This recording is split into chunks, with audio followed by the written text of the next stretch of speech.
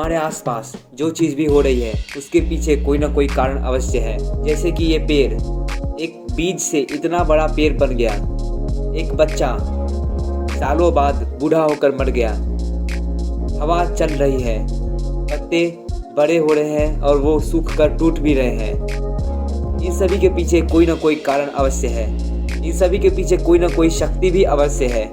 और दोस्तों, आज के इस मॉडर्न साइंस के दुनिया में साइंटिस्ट ने इन सभी के पीछे का राज जान लिया है कि ये दिन और रात कैसे होती है, एक बच्चा बूढ़ा कैसे बनता है, क्या क्या केमिकल रिएक्शंस होते हैं उसके अंदर, ये दिन और रात अर्थ के रोटेशन के कारण हो रही है। पर दोस्तों, क्या आपको ये बात पता है कि प्राचीन काल में, जी हाँ प्राचीन काल, ये कहना सही होगा कि प्राचीन काल में ये सभी फैक्ट और ये सभी एक्सपेरिमेंट हो चुकी थी।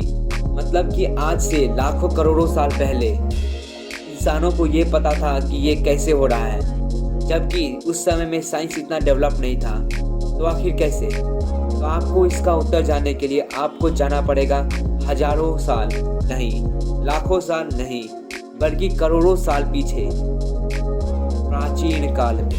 जी हाँ, हमें पलटना पड़ेगा उन इतिहास के पन्नों को जिसमें ये सभी चीज़ें हजारों साल नहीं करोड़ों साल पहले लिखी गई थी।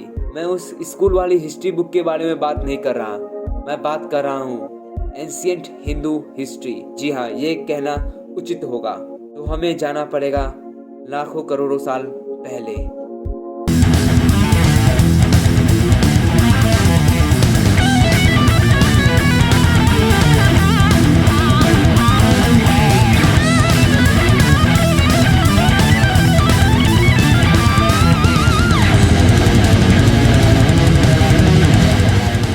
आखिर वो क्या चीज़ है जो करोड़ों साल पहले इंसानों के पास थी पर आज के इंसानों के पास नहीं है? वो चीज़ है विद्या।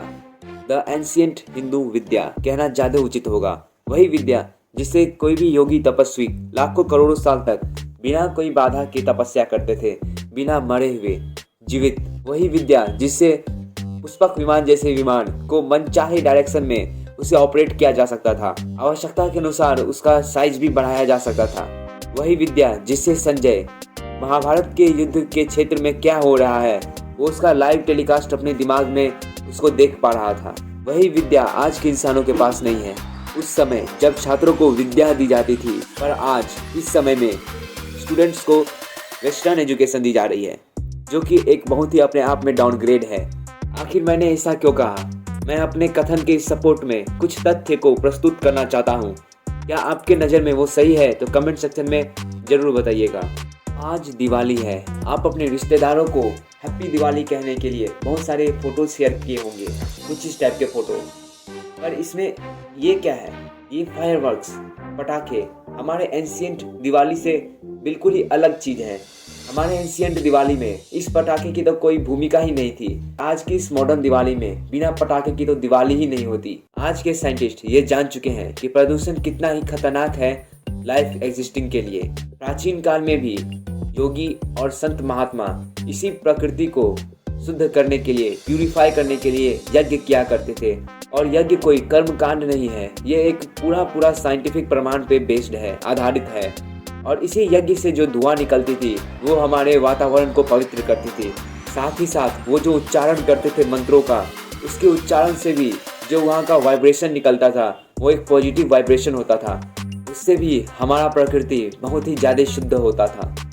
ऐसे बैक्टीरिया जो लाइफ एग्जिस्टिंग का दुश्मन है वो उससे नष्ट हो जाता था उस मंत्रोच्चारण से। प्राचीन काल में जो दिवाली मनाई जाती थी उसमें बस लोग दीप जलाते थे, दिया जलाते थे, पर पटाखे नहीं फोड़ते थे। ये पटाखे आए कहाँ से? तो दोस्तों, ये एक चाल है उन मुट्ठी भर लोगों का जो अपने फायदे के लिए, अपने बिजनेस के लिए इस वातावरण को दूषित कर रहे हैं। वो फायरवर्क्स के वो फैक्ट्री वाले लोग वो भी जानते हैं कि ये कितना ही ज़्यादा खतरनाक साबित हो सकता है, पर वो इसका उत्पादन नहीं रोक रहे हैं। अगर वो नहीं रोक रहे हैं तो इसका मतलब ये नहीं कि हम भी ना रुके, पर हमें अपने आप पे कंट्रोल होना चाहिए। दिवाली का ऐतिहासिक अर्थ या फिर शाब्दिक अर्थ, इसका कतई मतलब ये नहीं होता कि आप उसमें पटाखे जलाएं।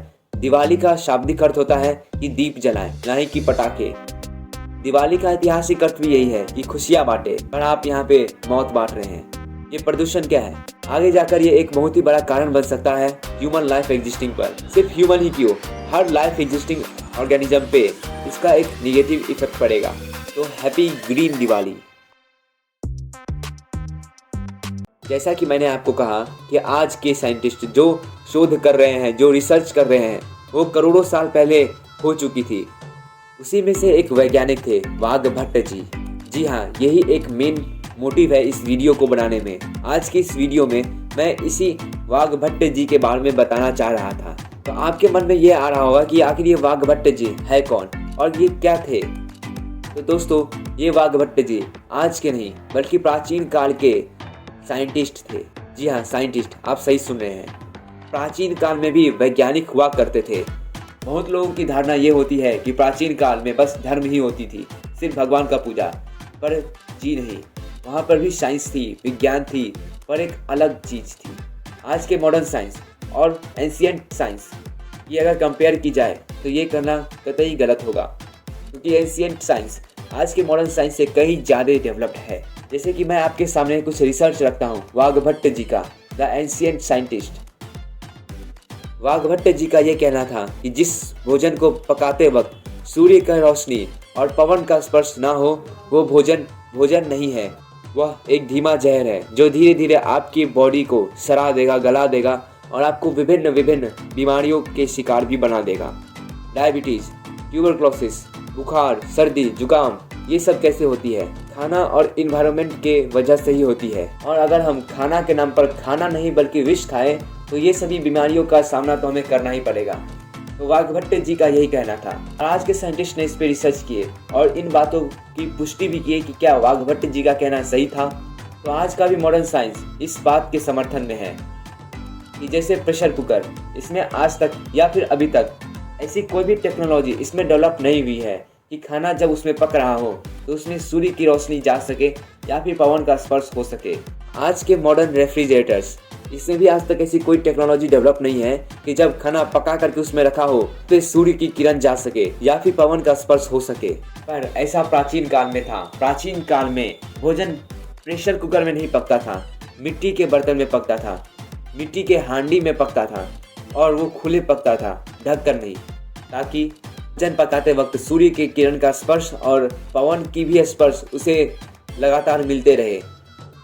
जिसके कारण से आप देख पा रहे होंगे कि आज के जितने भी मॉडर्न यूथ हैं वो जरूर चश्मा लगाते होंगे। बहुतों को प्रॉब्लम होती है, पेट की प्रॉब्लम या कभी सर्दी जुकाम या कभी उसका बॉडी लैंग्वेज कुछ अलग रहता है, मानसिक संतुलन किसी का बिगड़ जाता है। पर ऐसा एंशिएंट टाइम में बहुत ही कम होता था। कुछ ही ऐसे लोग हुआ करते थे जिसे डायबिटीज़ का शिकार होते थे। ऐसा क्यों? आखिर वो क्या खाना नहीं खाते थे? वो क्या खाते थे? अमृत खाते थे क्या?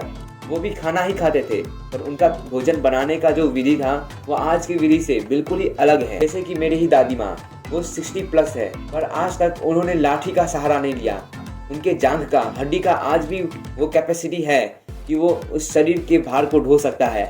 पर मैं ये नहीं कह रहा हूँ कि मेरी दादी माँ प्राचीन है, क्योंकि प्राचीन काल से इस काल में आते आते बहुतों का टाइम लगता है। उस समय कोई इंसान जीवित नहीं था। मैं ये कहना चाह रहा हूँ कि मेरी दादी माँ भी पहले प्रेशर कुकर में नहीं बल्कि मिट्टी के हांडी के बर्तन में ही खाना पकाती थी। ऐसे एग्जाम्पल आप बहुत देखते होंगे अपने आसपास। आज के मॉडर्न साइंटिस्ट ने भी इस पे शोध किया कि आखिर क्या अंतर है मिट्टी के बर्तन में पका हुआ भोजन और प्रेशर कुकर में पका हुआ भोजन। उन्होंने दोनों भोजन का एनालिसिस किया और ये पता किया कि जो मिट्टी के बर्तन में जो खाना पका हुआ था वो ज़्यादा पौष्टिक था और एक लंबे समय तक उसे प्रिजर्व करके रखा जा सकता था बिना रेफ्रिजरेटर के। और प्रेशर कुकर में पका हुआ भोजन उसके कंपैरिजन में कम न्यूट्रिएंट्स था और उसे लंबे समय तक नहीं रखा जा सकता था। शायद आप समझ गए होंगे कि मैं क्या कहना चाह रहा हूँ। बस इतना ही नहीं, वाघभट्ट जी का एक और कथन था, ये था कि हमें पानी उसी वस्तु में पीना चाहिए जिसका बेस पेंदी गोल हो या फिर स्फेयर हो या फिर स्फेयर जैसा हो। प्राचीन काल में वो चीज़ थी जैसे कि घड़ा, जिसका पेंदी गोल था, स्फेयर का एक टुकड़ा था। और प्राचीन काल में भी वो लोग घड़ा का ही इस्तेमाल करते थे पानी पीने के लिए और पानी रखने के लिए। और आज के ज़माने में वही घड़ा आज गिलास बन चुका है। तो इस गिलास पर भी वाघभट्ट जी का प्रिंसिपल ये कह रहा है इस गिलास के बारे में कि इसमें पानी नहीं पीना चाहिए। आखिर क्यों नहीं पीना चाहिए? पानी, वाटर, एक ऐसा लिक्विड है जिसका अपना कोई भी गुण नहीं होता। उसे आप जिसके साथ रखिएगा वो उसका गुण अपने में समा लेगा। जैसे कि अगर आप पानी को दही में रखेंगे तो वो छाछ बन जाएगा, और अगर पानी को दूध में मिला दे तो वो उसी के जैसे दिखने लगेगा और उसी के जैसा फंक्शन करेगा, दूध के जैसा। मतलब कि पानी का कोई अपना पहचान नहीं है। और आज के मॉडर्न साइंटिस्ट भी यही कहते हैं कि water have no colour, no taste and have no property. मतलब कि पानी जिस वस्तु के साथ उसे मिला दिया जाए वो उसी के जैसे होने लगता है, मतलब कि उसी के गुण को वो कॉपी कर लेता है अपने अंदर। ठीक वैसे ही अगर गिलास की बात की जाए तो गिलास का जो बेस होता है, पेंदी होता है, वो प्लेन होता है, स्फेरिकल नहीं होता है। और वही जो प्राचीन काल में घड़ा यूज किया जाता था और वो अभी भी है वो घड़ा, और उसका जो पेंदी होता है वो स्फेरिकल होता है। और आपको ये पता होगा कि स्फेरिकल चीज़ों का जो सरफेस टेंशन है वो कम होता है कंपेयर टू प्लेन सरफेस।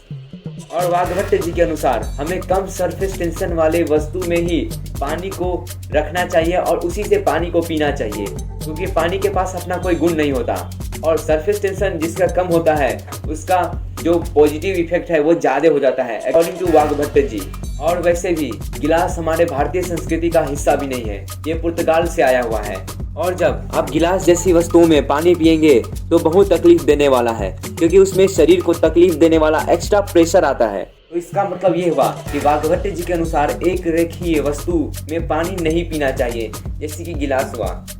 प्राचीन जमाने में भी लोग गिलास का इस्तेमाल करते ही नहीं थे, क्योंकि गिलास उस वक्त होता ही नहीं था। उस समय लोग कुएं का यूज किया करते थे, क्योंकि कुएं का जो बॉटम पार्ट है वो सपाट नहीं होता था, वो स्फेरिकल टाइप का होता था। लोग घड़ा का इस्तेमाल किया करते थे, क्योंकि जो उसका पेंदी हुआ करता था वो स्फेरिकल होता था, ना ही कि प्लेन। तो शायद आप मेरी ये बात भी समझ गए होंगे कि एक रेखीय वस्तु में पानी नहीं पीना चाहिए, पानी उसी में रखना चाहिए और उसी में पीना चाहिए कि जिसका बॉटम पार्ट स्फेरिकल हो, प्लेन ना हो। तो इस बात का आगे से ध्यान रखिएगा। ये एक तरह से हेल्थ टिप भी है, क्योंकि अगर स्वास्थ्य के दृष्टिकोण से देखा जाए तो हमें कम सरफेस टेंशन वाले वस्तु का ही इस्तेमाल करना चाहिए पानी रखने के लिए और पानी पीने के लिए। अभी तो मैं बस एंशिएंट हिंदू हिस्ट्री को तो खोला ही है, इसके अंदर बहुत सारी रिसर्च ऐसे भी है जो इस वीडियो में नहीं कवर हो पाएंगे। तो टिल देन स्टे ट्यून। और आप ये कतई मत समझना कि मैंने इस एंशिएंट हिंदू हिस्ट्री को बंद कर दिया। ऐसे ही अगला कंटेंट मुझे मिलेगा तो मैं इससे वीडियो अवश्य दूंगा कि ये एंशिएंट हिंदू हिस्ट्री ऐसे ही बंद होने वाली नहीं है। इसके अंदर वो अभी बहुत सारी चीज़ है जिसे हमें एक्सप्लोर करना बाकी है। और आप इसी एक्सप्लोरेशन से समझ पाइए कि हमारा जो एंशिएंट टाइम था, प्राचीन काल, वो आज के मॉडर्न जमाने से कितना ही ज़्यादा डेवलप था। आज की वीडियो में बस इतना ही। अगर आपको ये सभी कंटेंट अच्छे लगे हो तो वीडियो को लाइक कीजिए और चैनल पे नए हो तो सब्सक्राइब कर लीजिए। और यदि अगर मेरी बात आपके दिल को छू गई सही मायने में, आप इस वीडियो के नीचे कमेंट सेक्शन में कुछ पॉजिटिव बातें लिख दीजिए, ताकि मैं भी मोटिवेट हूँ और ऐसे कंटेंट आपके सामने रखते रहूँ। Stay tuned. जय हिंद, जय भारत।